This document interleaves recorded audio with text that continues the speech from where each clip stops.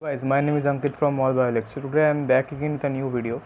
So as you know that our government have already declared that from 8th June and onwards all our things will be open. Basically the lockdown which we were going through is going to reopen right now.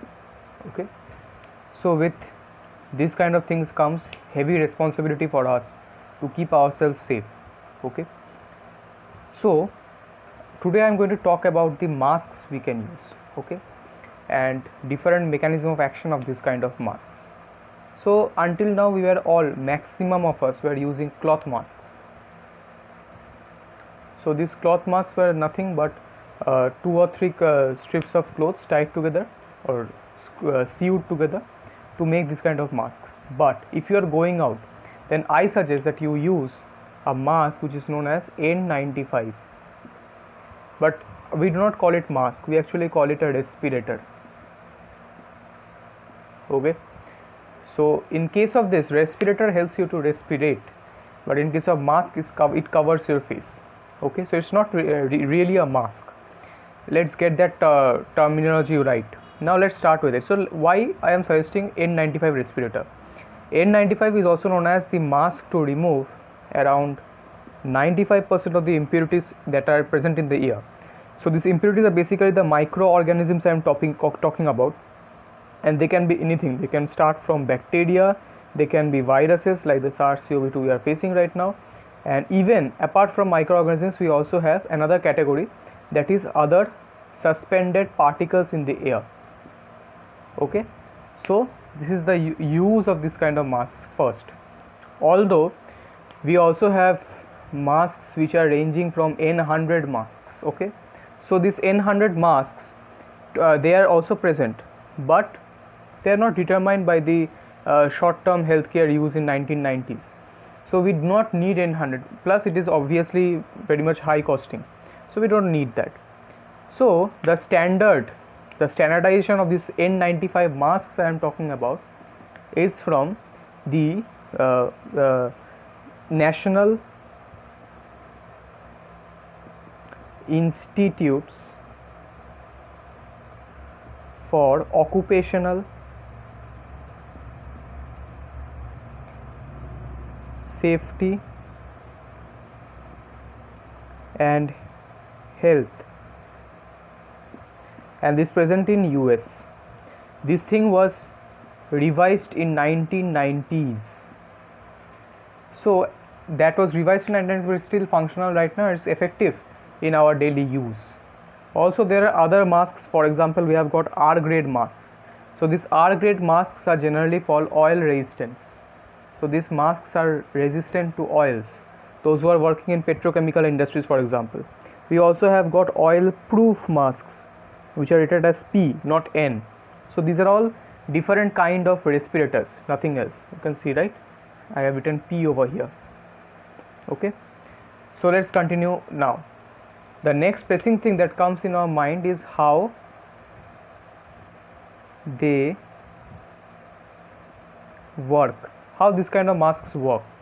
The idea that comes is that we have the initial idea that we may have in our mind is that a mask is like a mesh. Okay, any particle which is small enough can pass through it, but any particle which is big enough, it cannot pass through it. That is the initial idea, right? But it's completely wrong. It's not the idea in case of respirators. It can be for mask, but not in case of respirators. And N95 is respirator. So what is the actual protocol?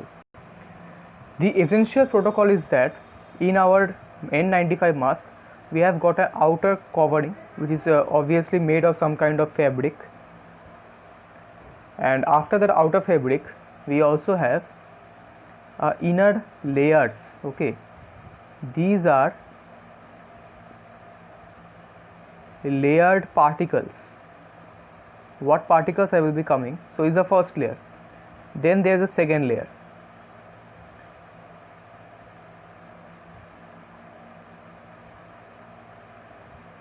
roughly I am drawing second layer, then we have another layer which is the third layer,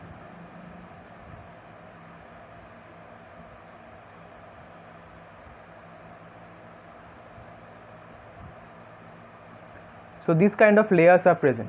Okay, I hope you can see, because light is obstructing that part. So these layers are present over here. So let me shift my board, right? Wait. So what happens is that, suppose some particles are entering through this outer cloth layer, obviously, or some kind of fabric layer. Now it may contain different particles. Okay, so this particle will not be trapped, but they will be allowed to move through the mesh, and this is suppose the end of the mesh.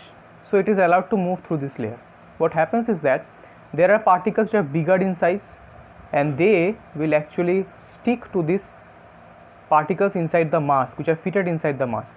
So these particles can easily fit into that. There are some small particles which will be able to traverse more than the first particles, but because of inertial impact, it will again be stabilized at some point in the mask. So suppose a small particle like SARS-CoV-2 virus, in this case, suppose it's a simulation, I can say.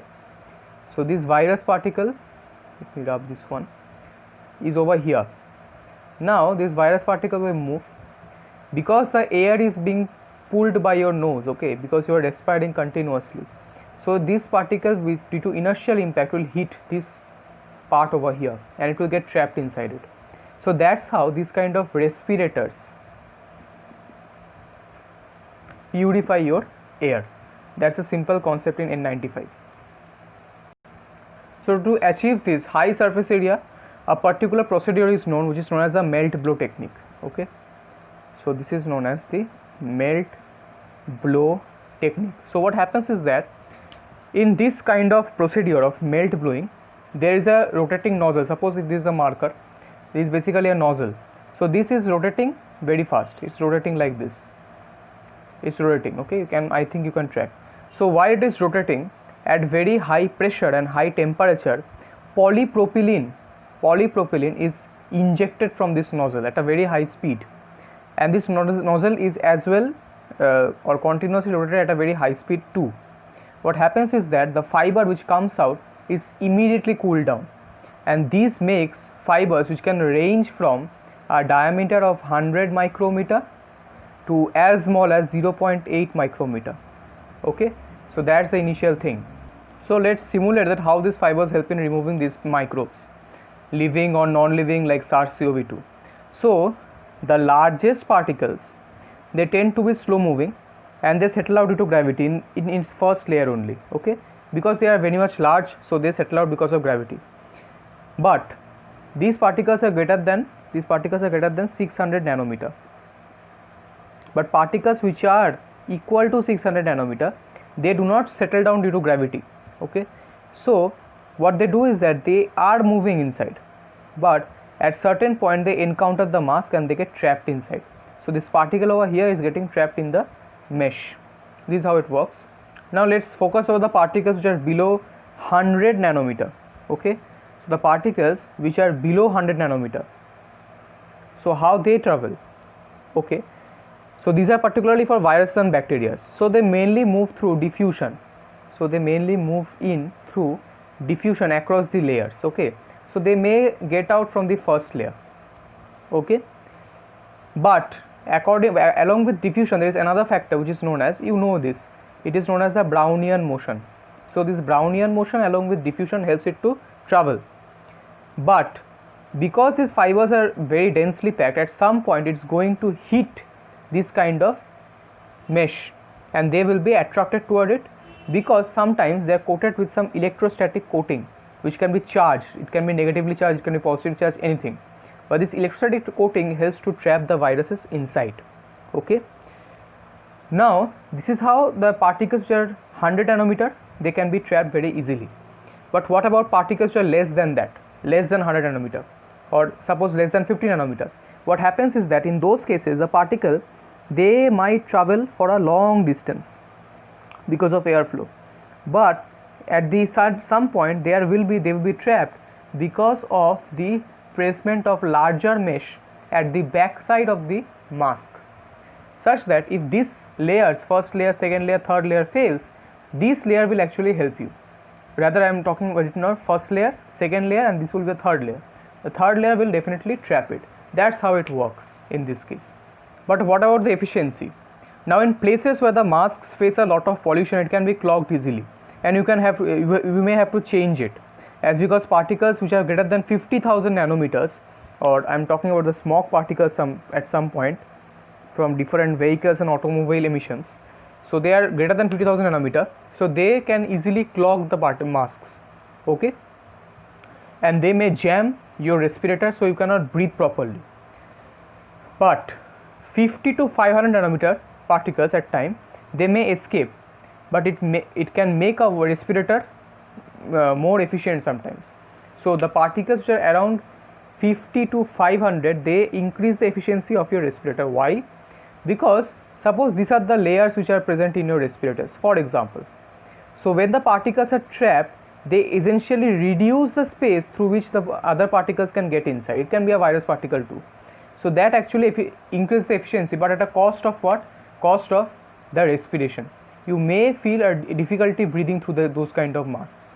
It is generally recommended to change your mask after you wear, but I will give you some tips. So before that, let's get to the flaw of this respirator. The respirator is basically, if you wear a respirator, suppose this is your face, a bit funny looking face, if you wear a mask like that, suppose this is your mask tied, what happens is that in your nose portion there are some spaces which are not covered by the respirator. There are also spaces between your these areas, and sometimes and over here, most probably over here. So these particular areas are not sealed properly at different kind of masks. So what happens is that the particles or the viral particles may enter from that point. So you have to ensure that when you are wearing the mask, you are wearing it very tightly, okay, such that no air is able to pass from your upper portion of the nose, okay, that's it. But what about cleaning the mask, okay, or rather we should say sanitizing the mask after we wear it? Now there are different YouTubers having different kind of opinions. Some says you need UV sanitation, some says Dettol water, some are wiping the mask with alcohol. But then comes my recommendation, and that recommendation is to not do anything. Why?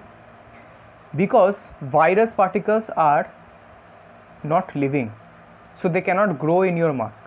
Bacterial particles can grow in your mask, but they can be filtered off very easily. Viral particles, they are not living, so they cannot be growing inside, they cannot reproduce outside the host. And also, using UV sanitation, it may damage the outer fabric layer, and that may cause more entry of viral particles and dust particles, which can eventually jam your filter. Dettol water, absolute no, because the particles which are inside the filter, those are nanoparticles at some point, and those particles, they are changing. If you are using Dettol water which contain different other ions in it, it may change the polarity of those nanoparticles inside, and thus it cannot trap virus effectively. Wiping the mask with alcohol is the dumbest thing, because your alcohol is never going to get inside the interior pores of the mask, so it's useless. So why I am saying about not doing anything? So now comes my recommendation. You have to use 2 masks, okay, 2 masks. One mask you will wear one day, okay, and then you will change that mask. The mask you are wearing on day 1, will keep that mask at home, and the next day you will wear the second mask and you will go. Then at the day 2 you will keep your second mask and then again wear day 1 mask. Why? Because these nanoparticles are very much closely resembled by something known as cardboard. I don't mean that nanoparticles are cardboard particles, no, absolutely not. But these particles are somewhat similar to those of cardboard particles. And according to studies, in cardboard the virus can be alive for, not alive actually, but it can be viable for up to 24 hours. So if you are doing a simple thing, you don't need any kind of procedure, or even do not have to buy a new mask, and that is, you have to make a chamber, and in that chamber should be dry. It should be as dry as possible, and in that chamber you have to keep your first mask, and as you are keeping this first mask, wear your second mask and you go out.